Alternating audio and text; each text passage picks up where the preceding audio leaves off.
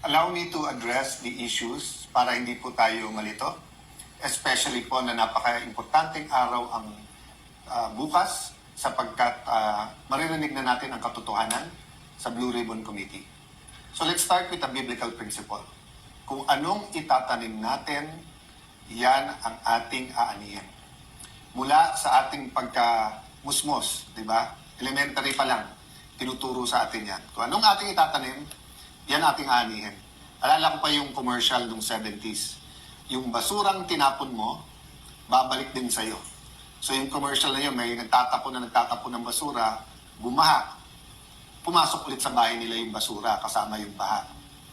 So ang flood control scam ay hindi nangyari by its own, by itself. No? Hindi ito nangyari na aksidente lang. No? It was a combination of greed, opportunity, minds who put their minds together and said, kayang gawin to.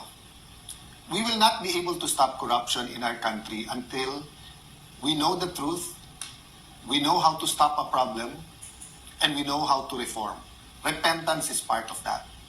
Maniniwala ho ba kayo na ang mastermind ng pinakamalaking corruption scam sa buong history ng Pilipinas ay panay oposisyon ang gumawa? Napakagaling naman po pag members ng opposition ang gumawa under the nose of an administration na samantalang mahigit 2 taon na nangyayari. So, we started, the majority and as Senate President, we started diplomacy po talaga. Wanted to work together. Number 1 priority is the economy. Number 2 po, yung pong impeachment and accountability. Pero kasama po yung ating priority, mga flood control issues at iba pang mga scams na bigyan ng tugon. Nabigyan na ng tsansa ang grupo ni Senator Lacson at Senator Soto. Kasama dyan sila Senator Win. Alam naman natin lahat na kailangan ay 13. So let me state this. Malacanang backing the move of the senators today and the other groups backing them, they will say anything and do anything to bend the law and basically susunugin na yung ating konstitusyon. So when I said a while ago that I am still the Senate President, the legitimate, the legal, moral Senate President, it's not about me, it's not about the position. Anytime po, pwede po ako mag-resign, pwede kong ibigay ito sa iba kung may 13. This is about democracy. This is about an independent Senate. This is about fighting corruption. You cannot say you love democracy, but walang checks and balance. Hindi pwedeng sabihin you love democracy, pero pag mali yung numero, invento na lang po tayo. I don't know how much time I have. There's so much I want to tell the Filipino people. Some of it you might think is very productive. Some of it you will think it's my thoughts. But let me tell you this from the bottom of my heart. God loves the Philippines. Ulitin ko po God loves the Philippines. So we have to take a step of faith. Sabi sa book of James, faith without action is dead. Patay ho ba ang ating paniniwala at pananampalataya? Kung mahal natin ang Pilipinas, we have to do something about it. Why do I say this? Well, first the Senate. 12, may quorum, samantalang malinaw sa Constitution, 13. Yung case na sinasabi nila, iba, continuing po yun. Nag-umpisa silang may quorum, umalis yung iba. Eto po, kahit saan nyo pong tignan, sa Constitution, mali. Sa rules po ng Senate, kailangan yung presiding officer, yung Senate President, kung hindi, yung Senate President Pro Tem, kung hindi, yung Majority Leader, or yung Assistant Majority Leader. Wala po doon na nagsasabi kahit win ng pangalan mo, hindi po win yun. Wala po sa rules yun. Wala po yung 12. Alam po nung lahat yun. Pero ipalagay na po natin, yan ang theory nila at pagpipilitan nila. Siguro po kung Senado lang ang problema, then tuloy ang buhay natin. You know, life is so complicated. Existence in the Philippines is so hard that etong politika para sa politiko lang. But what happens to the impeachment? So sa impeachment ho ba ngayon, mag-aaresto ng 2, 4 pa? Para pag sinabi nilang 22, pwede ng 12. So pag 20 na lang o 18, pag 18 na tira, 12 na lang pwede mag-convict. At pagkatapos, paano pagka constitutional change na ang gagawin? At ayaw rin pumayag ng ibang senador. Ikukulong na rin po ba? Malinaw na malinaw po ang konstitusyon at rules po ng Senado. you cannot declare all positions vacant with a number of 12. You cannot even hold the session because walang quorum. Assuming may quorum, you need 12 to remove a Senate President, and then you need 13 to remove a Senate President. Okay, lilinawin ko po ha. You need 12 for any position below the Senate President pro tem. So, kahit anong chairmanship, majority actually pwede na. Kaya kahit 11 all, pag nawala yung isa, 10, 11, masusunod na yung 11. But for Senate President, for quorum, and for Senate President pro tem, you need 13. No? So, ilalaban po natin to, hindi dahil nilalaban nyo ang Senate presidency ni Alan Cayetano. Hindi. Kung hindi dahil po, mahalaga sa atin ang 1987 Constitution. Dahil po hindi ito isang pirasong papel lang. I'm issuing a memo to the Secretariat and to the Office of the Sergeant at Arms to keep the Senate open tomorrow. We will have the Blue Ribbon Committee. As Senate President, nasa authority ko po ang premises ng Senado. Do not padlock the Senate. Do not have an excuse na may rally. Parati naman may rally sa Senate. Do not tempt the Filipino people to come out in thousands, hundred thousands, and millions. We are not provoking a political crisis here. You are provoking a crisis. Sabi nila, trabaho yung issue. Pinalitan lang nila yung mga chairman, tapos in-adjourn din. Hindi rin naman pinatawag yung CA para sa mga general. Hindi rin naman tinuloy yung bill sa sabi ng ospital at saka yung sa mga estudyante, hindi ba?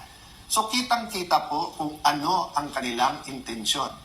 Sabi po nila, I'll address myself to, pasensya na po kayo, to the Pink and Dilaw group. No? Diba sabi nyo, paano naman yan, si Senator Marcoleta at si Senator Jinggoy, bakit sila ang mga vice chairman? Lahat ng issue nandun sa nilagay nyo yung chairman ngayon, di ba? Issue sa campaign donations, nandun po yung issue ng malay-maleta, nandun issue sa flood control. And then ipopostpone yung hearing bukas. Even when chairmans were changed before, you don't need to postpone the hearings. So ako lalong na-intriga, ano bang pwedeng sabihin ng mga Marines? Ano bang pwedeng sabihin ng Ombudsman, DOJ at saka DPWH na pati konstitusyon natin ibabasura para lang dito? So yes, I'm appealing for calm. I'm appealing for prayers. But I'm also appealing that we put action to our faith. I will do what I can. I will go to the Senate before 10 o'clock. I will do what I can para buksan yung session hall at nandun po ang hearing natin. My authority now comes from the Constitution, but my strength will come from your prayers and will come from the fact na ang ating bansa ay dapat ipaglaban. I still remember the day that my dad called us together at lumuluha siya at sinabi niya mag-abroad na kayo because magkakagulo and we don't know what will happen. We may be arrested, we may be killed. That was either February 21 or February 22. I think it was 21 before that day. And we all hugged him and sabi namin, if you love your country, we love our country, hindi ka namin iiwanan. So, malayo tayo sa crisis, mga kababayan. Malacanang, malayo tayo sa crisis. Why are we bringing it to a point of a political crisis na mahirap i-atras? The hearing is confined. So, yes, the notice of cancellation from the illegitimate, the illegitimate is not the committee. No, hindi ko ginagaya si Senator Erwin na ginagamit yung word na bastard kasi ngayon, whether or not you're a single parent, whether or not you're legitimate, tao ka pa rin. I'm talking legitimate meaning hindi siya legal.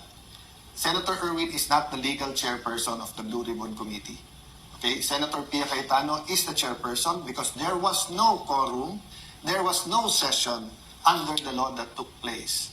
Daming issue sa Supreme Court, yung unprogrammed funds, yung legality ng 2025 budget. Ang dami pong issue sa Supreme Court. Again ulitin ko po, ang pinakamalaking problema ng ating kababayan ngayon ay presyo. Presyo, trabaho at kita. Dadagdagan pa ba natin? You have manufactured a crisis since May 11 by saying magulo kami. Then you come up with this solution. One day, today, papunta sa SONA when we were going to produce our economic plan, our plan against corruption, the hearings, and then the impeachment. So, I will rest my case there. As I told you, there's a lot of things I want to say, but if we love our country, pray for our country. If we love the Senate, I'm addressing myself sa mga empleyado ng Senate, I don't care yung mga binubulong sa akin dyan na, you know, over the years, eto mga appointee ni Senator Drilon, eto mga appointee ni Senator Soto, etc.